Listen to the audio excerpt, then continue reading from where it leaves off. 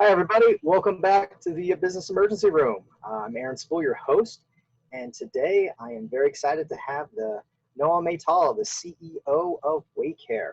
So Noam is kind enough to join us. He's the co-founder and CEO of Waycare Technologies, which provides AI-driven cloud-based solutions to optimize traffic management systems. A mouthful. I'll talk a little bit more about Waycare, but things you need to know about Noam. So before founding Waycare, he led global strategy projects and technology implementation, process innovation, financial due diligence, everything you need to know before you start your own company, especially in tech. And then before that, he had a great college, summa cum laude, all that cool stuff. But I like to also highlight that he served as the first sergeant in Israeli Defense Forces. So Noam, of course, first and foremost, thank you for your service. And also thank you for being on the Business Emergency Room. So thanks, Aaron. Happy to join and looking forward to our discussion. Absolutely. So first, Waycare, how I describe it, and I'm going to do this very poorly because I don't run Waycare marketing, is a AI technology platform that gives actionable data to municipalities. So understanding traffic patterns, so you can figure out like where there's going to be a hot spot, if there's going to theoretically be an accident because you have so many traffic in certain places, and making sure first responders are available, to just informing city planners of where they might want to, change a couple of things due to heavy uses of traffic. That is a very, very high level, very layman term of that. No, tell me, am I slightly correct? Because I'm not up to that. You're in the right direction. Maybe I'll kind of give a short overview of kind of what we're doing in this space. So if you take a step back today, when we think about the world of traffic management, it's one that's kind of behind the curtains, right? We drive in our cars and we don't think about who's managing our roads, but obviously we know it. We just don't think about it. The interesting part is once you pull the curtain back, there's this complex web of traffic management systems that have been built kind of in the 70s of legacy patchwork over patchwork of IT infrastructure. And that's today how still our systems are managed. Really complex problem if you think about it, managing millions of vehicles on roads. And so what Waycare is doing, kind of building the next generation of operating system for this transportation network and agencies, using AI, deep learning, and machine learning as the backbone of not really delivering data to our clients, but turning that data into operational insights for operational tools around traffic safety, traffic management, and then also starting to use predictive analytics even in terms of how they allocate their resources to the right place. So that's kind of at a 10,000 feet level of kind of what we're doing. Very cool. Very cool. I will want to bug you a little bit more about that in our next episode of this, the new technology you're coming out with. But right now, I got to ask before we go any further, the background of the picture background you have. That is the most unique background. I think it's very unique to Waycare. Give us just a tiny story about what's up with that. Yeah, I mean, I think it tells the story in many ways of America, right? So behind me, for those that don't recognize, this is the 1956 highway build. It was the first year that they started the program under Eisenhower. Very lofty goal, right? We had big dreams, and it was built actually as part of a defense effort, right, to secure routes between the country. But as we know, it transformed the whole country. We think about it as an obvious thing today. It really connected cities in ways that we couldn't before. Driving from Boston to New York, and from New York all the way down the coast to Miami and cross country wasn't possible. And so this was the beginning of it. It took 30 odd something years, but even more the way you count, depends how you count it, to complete this project. But when they envisioned it, I think they had did not envision that the way it would be today is that those roads would be traffic jams across the country. It was supposed to be a free-flowing, fast-speed network connecting cities, and it was for a while, but as population growth and mobility growth, and so now we're kind of facing this new era, right, which we talked a little bit about what Waycare is doing too, of this digital highway revolution that I think is the next phase of it. So this is kind of a nod to the past and kind of where we need to be thinking of in the future too. So I want to cover two things in this episode. Now, audience, this is a two-parter, so this first part. Let's focus on, there's two things that I think very fascinating that you've gone through. A lot of companies, just like you, led through COVID. So, this is going to timestamp this episode here, but we're still in the COVID pandemic. But two very interesting things happened. So one, you had to lead through COVID, and like how you prep for that, and like how you communicate your stuff. I want to go into that and lessons of leadership. And the second, I want to talk about your journey through raising venture debt. So let's talk first. COVID hits. So you're a GovTech company, so you have a bit of a different economics than you could say your typical SaaS B2C type company. However, governments also are affected by the economy. Granted, there's a lag delay, but if they don't have tax revenue because no one has any money, they can't afford to pay you. So how COVID hits, what's your reaction? Well, I think it wasn't necessarily kind of like a singular black-white moment, because the country started closing down pretty quickly. But maybe my background, I guess, in economics helped here, where I looked at this really of very quickly trying to understand not just the immediate short term, but what is it going to look like longer term, and what are the scenarios that can play out.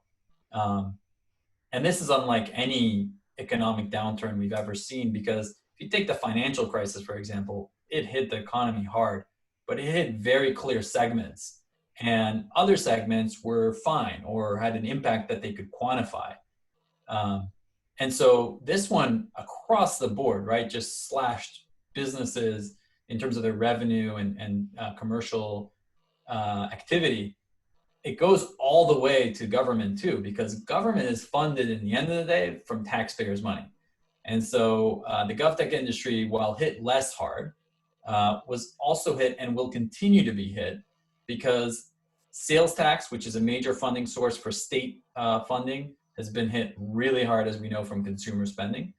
And then also the other way that specifically for transportation agencies that they collect their revenues and then deploy for infrastructure spend is through gas tax.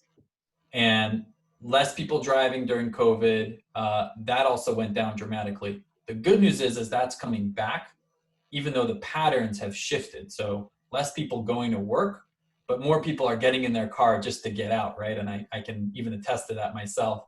And so we're already seeing traffic in major urban areas back to 70, 80%. And that's helping with some of the future budgetary gaps that exist. And then the last one, I guess, which is sector of transportation, is transit, which has taken a plummeting in terms of ridership, obviously with the concern of COVID.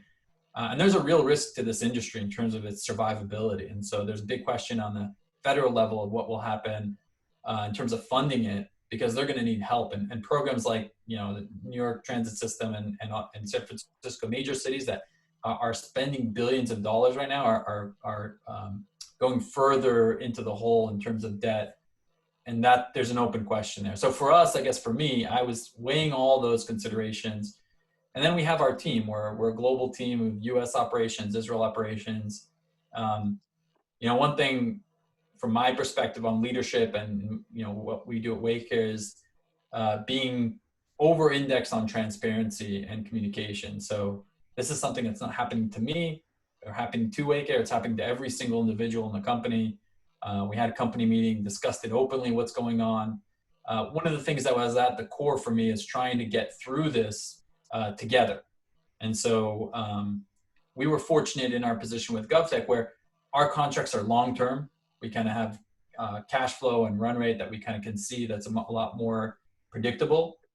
But also kind of thinking about how we maintain the team in the long run, because what I think is the key here is using COVID and turning this bad situation into an opportunity.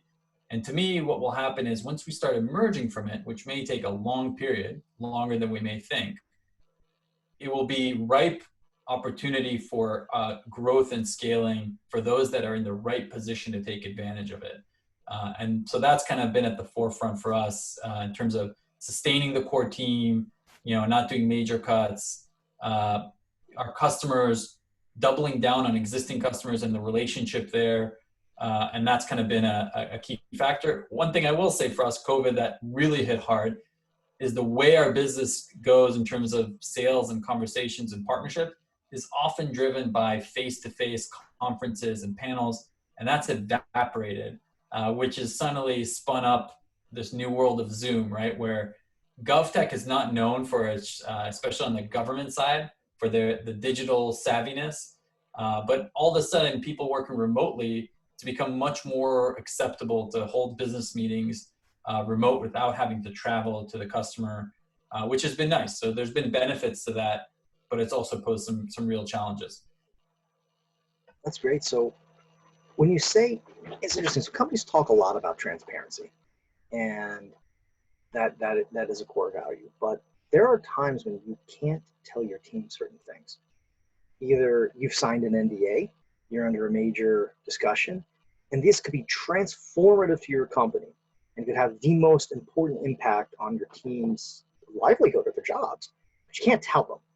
So how do you give the caveat explaining transparency isn't, for lack of better terms, everyone having access to everyone's email, everyone walking around naked? It's not that. There's a lot that we can tell you, and there's certain things that we can't. And how do you explain that and set that up as well?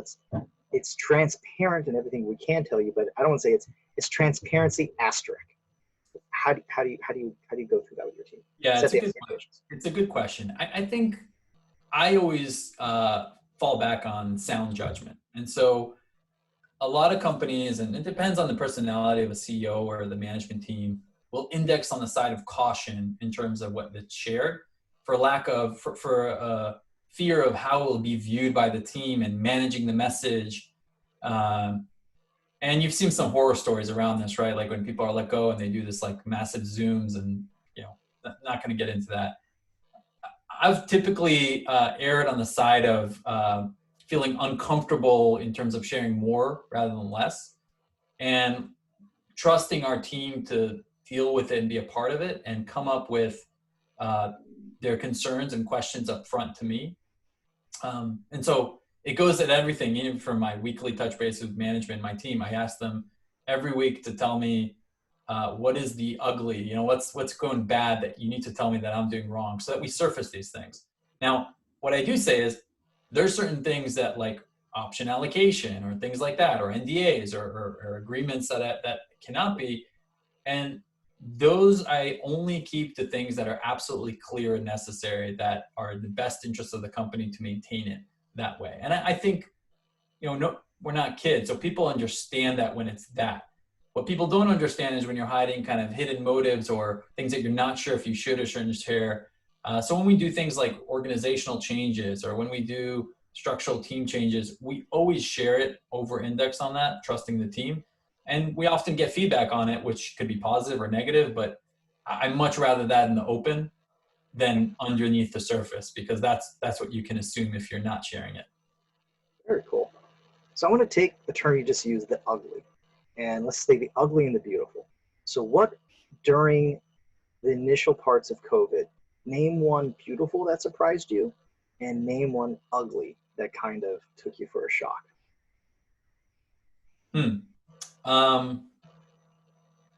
So I guess the one beautiful thing is been seeing authentic demand. I've heard this term from kind of some venture capitalists that I think I like it, in the sense of, when a crisis hits, it's when you get measured on, is your solution a must-have?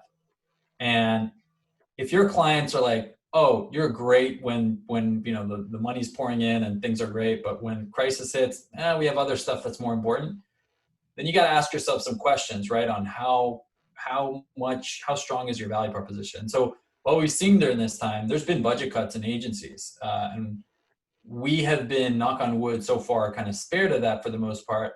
Not only that, there's been kind of an interest to double down, because we're able to build efficient ways of investing their money in transportation solution, because this is at the core and forefront of how they think about safety for their communities. So that's been beautiful to see, in terms of kind of that authentic demand for our customers, and a validation that it's always good for a company to have. The ugly, I would come back to kind of what I said earlier, is just this, there was almost a 2-3 months in the beginning where the public sector shut down. Private sector came back digital very quickly because some of it, we were using Zoom since 2015 or 16. But the public sector didn't have Zoom and didn't have these technologies, which are basic. And so we couldn't get in touch with our clients the way we were used to. People didn't know how to work from home. That created real trouble and kind of pushed aside some of our projects that were spanned to start in Q2, pushed them out and put some real concern on what's going to happen. Are they going to adjust? Luckily, I think after 2-3 months, IT departments came together. People started, understanding how to telecommute and work from home. And now you find these people are Zoom savvy, right? And putting virtual backgrounds and things like that. So it took a while, but it finally caught up. Great. No, that's great. How did you manage that piece of stress? So all your clientele, for lack of better terms, goes dark. And there's nothing you can really do about it because they don't even know how to use Zoom yet. How did you manage that? Because that's got to be, I know we call it the ugly. That's got to be utterly nerve-wracking. You have no insight into the future. Anyone you could possibly pitch has literally disappeared off the face of the earth. You have no way of getting a hold of them. How did you manage that? Not only yourself, so you didn't have a heart attack, you're still here, thank goodness, and you're alive and healthy. But how did you manage that for you, and how did you give guidance to your team? There's two things I'll say on the heart attack side. One is it helps going through military service in general, but also in the Israeli military. When you go through that, it gives perspective on what gives you a heart attack and what stresses you out and what doesn't, and kind of puts things in perspective, which is always helpful in this role because there's a lot of stress in it, and it allows me to deal with it in perspective of, okay, this is business perspective, but am I healthy? Is my family healthy? Am I in a relatively good situation? And I always will fall back on that to kind of think about, okay, I'm on stable ground, and everything above this we're talking about is in that context. But I also think startup itself is one of the things I've become addicted to is this roller coaster, right? Of things happening and finding solutions to it.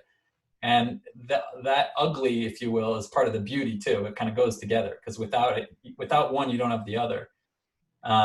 So, there's sometimes not a lot you can do in that regards. You need to have patience in the process and go back to the drawing board, think about, okay, how do we transform our business operations to adjust to it?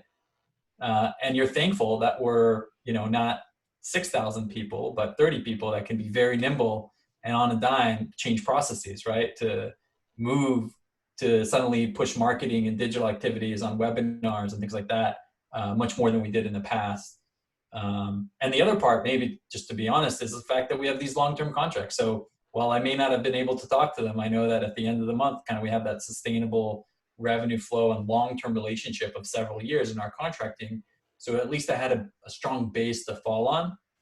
But it definitely was a stressful period, right? In terms of that 2-3 months until really about the summer when it started coming back into the sustainable form of digital web Zoom discussions. Wow, that's tremendous. Like I agree with you. It's easier said than done putting things into perspective. So saying, okay, that's great, but it still doesn't solve my original problem. But I would agree with you. It's one of those things that, whatever your practice is, from putting things in perspective to meditation or whatever helps you calm and see things through. Because, as you said, it's like any executive I know myself, it is a roller coaster. The joke is that the day or the week starts off great. There's a big giant crisis that's going to be world ending, and by the end of the week, you've figured it out. Yeah. Yep. I think that's rinse, lather, repeat. Sometimes on a daily basis, and sometimes you have a week journey. So let's take this conversation a little bit as we talk about from the venture debt perspective. Now, audience full disclosure, I had assisted Noam in the venture debt journey, but this conversation is definitely not about me in that part. It's all about what Noam experienced. So let's talk venture debt. So you had just done the capital raise, and you had made the decision also through some advice of your board to, to do venture debt. So what I want to do is I want to talk about the decision of why venture debt and why you felt it was good for your company. Let's do a bit of a caveat beforehand of the definition of venture debt because people have questions about that. And then what we'll do then is we'll talk about the process because it's been very interesting. You started pre-COVID and ended during COVID. And so I'll kick it off a little bit. Usually a venture debt is a debt facility given by there's usually two providers of venture debt, either a commercial bank or a fund that creates a debt facility for venture-backed companies. Uh, that's usually either one you're either getting it from a commercial bank or you're getting it from a specific fund. And there's pros and cons to both. But so, no, I'm curious. Like, so first, why did you decide venture debt? And then two, why did you decide to go through a commercial bank as opposed to a fund? Yeah, I mean, I think for us, when we raised our round, right, we looked at our long-term goals of growth, and then part of that was scenario building, right? So I talked about it as an economics background. I always look forward into the future, try and model out. Although I guess that's ironic because economists are really good at just predicting the past. But generally speaking, I looked at it and said, okay, we have the capital from our fundraise from the Series A, great backing from our investors and SJF that led our round. But what are some scenarios how things play out and how do we get the best situation financially for Waycare going into our next round and into our future? And really, that's where venture debt plays well because you don't want to continue diluting yourself. And that's your question on where did we decide to go, versus fundraising or venture debt from commercial bank. You don't want to dilute yourself further after you just diluted yourself in a Series A. And the way you want to get to that next dilution point is once you've made that progress on the commercial side to then be able to increase your valuation, right, and show the growth. And that's the next moment in that next series, which for us would be Series B. So venture debt was a nice middle ground mechanism for us to bring in further capital that would provide us more flexibility across a multitude of scenarios. Now, I will not say that I planned for COVID and knew it was happening because we started the raise well before that. But it was for situations that we could not expect or things that in the worst case we weren't ready for. But it was also for good situations where we'd go out earlier and have more cash in the bank to put us on stronger footing. So I'll talk a little bit about that one scenario, for example. When you go out to raise rounds, any round, whether it's seed or A or B, a thing that's always at a base of the conversation is what is your current financial position in terms of cash on hand, in terms of your capital efficiency. And so once that number starts dipping lower and lower, you give more and more leverage to the VC versus the company. And so if you have more time and more runway, you have more flexibility in your conversation, you come to it from a stronger position. And so when venture debt is used correctly, it's used in that kind of format to allow you that flexibility. Not necessarily it should be used as a plan A, as a efficient capital use on the day-to-day of your operation, because the last thing you want to do is become reliant on that capital as your kind of last source of funding, because there's a lot of things that come in the general agreements of these venture debt that you want to be careful of as being your last source of funding. And so for us, it really fit exactly that mold of additional capital with our Series A that gave us these multitude of scenarios that we would be ready for. And for us, we went with SVB, which is kind of the right commercial bank that we've been partnering with, had the trust with, and started that conversations, I want to say in December already, well before COVID came over to the US. We knew the ramifications of it. So on that, and that was the way. Thank you for that summary. I think that's any entrepreneur. This is going on the tagline. You need to listen to Noam. He's described it very, very well of uses of venture debt. Let's talk a bit before we end this episode. We're getting close to the end. Let's talk about how you were treated. Not I don't say it's not like treated by the bank. Like, what was the experience by the bank You mentioned SVB. Um, COVID hits, credit committees could easily freeze. You're in the midst of term sheets and negotiations, COVID hits, the entire world changes. So how did that, if at all, affect you with the bank? Yeah, I gotta say, I mean, I definitely had concerns, right, about, okay, what happens now? Does this change their perspective? They approach it differently. They try to renegotiate. Um, and again, I come from a backdrop of being Israeli. The banks in Israel, I'm not gonna go in depth on that, but definitely not at the level of service that we got from SVB. And so I will say that to SVB's credit. I mean, all along the transparency of both, they were being inundated at the beginning because they were having to deal with the PPP requests as well. So there was some delay, and they were very upfront about that. But when we started coming back to the process a few weeks after, it was business as usual, right? In all intents and purposes. Um, I both appreciated that from obviously a commercial business perspective, but I think also to me as a company that relies on our bank as a trusted advisor and a trusted partner for the long run, I really appreciated that strategy and approach, because what I believe, and I'll be speaking on SVB's account here, is what they're saying is, okay, Noam's a Series A company, they're growing. Waycare's a Series A company, great. But what SVB wants is, Waycare to IPO, right? And what happens at that stage, and to be part of that success. And so having that long-term vision to me was very smart, and made us have a really smooth process. It took a little longer, I'm not going to lie, because of COVID and the complexities, but there was no single commercial term that changed negatively. If anything, we actually even positively through some negotiations over after COVID started in terms of closing the deal. That's that's a tremendous story, and everyone, this has not been a plug for SVB, but anyone who I we both, Noah and I both enjoyed a numerous years relationship with SVB, one of many, but SVB is in a lot of ways on the top of the list of really good venture banks to work with. Uh, Noam, I just wanted to thank you again for your time.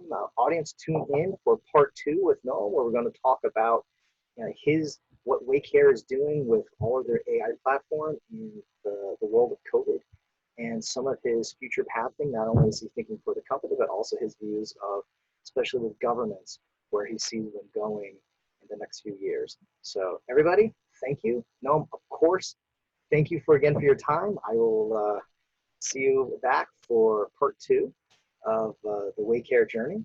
And audience, as always, thank you for your time. Take care, everybody. Thanks, Aaron.